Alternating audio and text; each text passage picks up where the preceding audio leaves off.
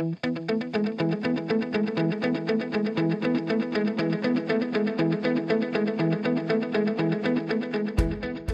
ville de Victoria est le centre d'une plus grande région où résident 400 000 personnes. Elle compte 78 000 habitants, soit 23 % de la population de la région, et n'occupe que 3 % environ du territoire. Le centre-ville est très dense, compact et viable, et il est difficile de s'y déplacer à pied. Le taux d'inoccupation des logements locatifs est l'un des moins élevés au pays, alors que les prix des habitations sont parmi les plus élevés.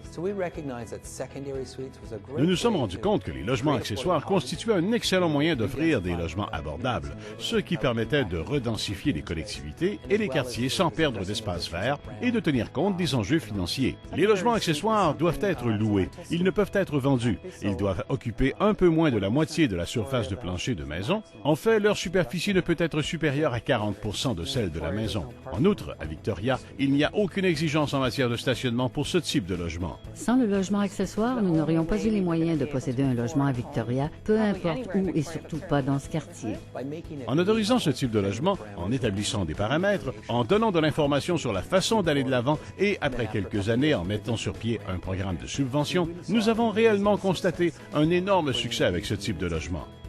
Le programme de subvention offre jusqu'à 5 000 $ aux personnes admissibles ou jusqu'à 25 % de la valeur, selon le moins élevé des deux montants. Nous estimons que la subvention de 5 000 $ est fort généreuse, en particulier si vous effectuez de petits travaux de rénovation. Elle aide considérablement. Jusqu'à présent, 150 logements ont été aménagés dans le cadre du programme de logement accessoire et nous sommes très satisfaits des résultats. Les exigences à respecter pour que le logement soit conforme étaient assez évidentes. En outre, nous avions accès à des employés du programme de logements accessoires.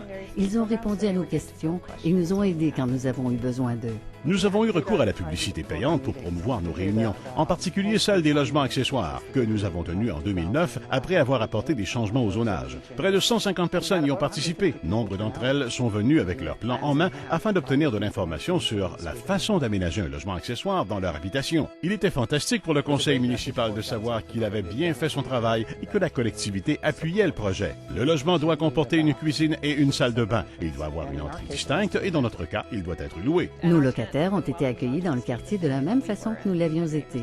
Des voisins leur ont offert une douzaine d'œufs quand ils ont emménagé.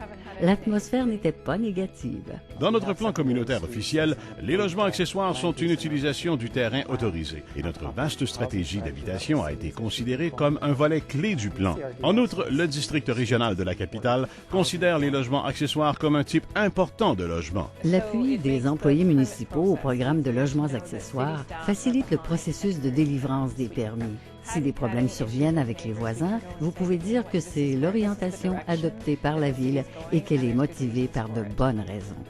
Le coût d'un logement social s'élève à environ 250 000 $. Toutefois, il est très économique de permettre au secteur privé de procurer des logements accessoires et de l'inciter, avec l'aide de la législation, à le faire. L'aménagement des logements accessoires offre incontestablement des avantages. Les contribuables n'ont pas à assumer le coût des logements locatifs abordables quand nous pouvons procurer ce type de logement dans des maisons privées.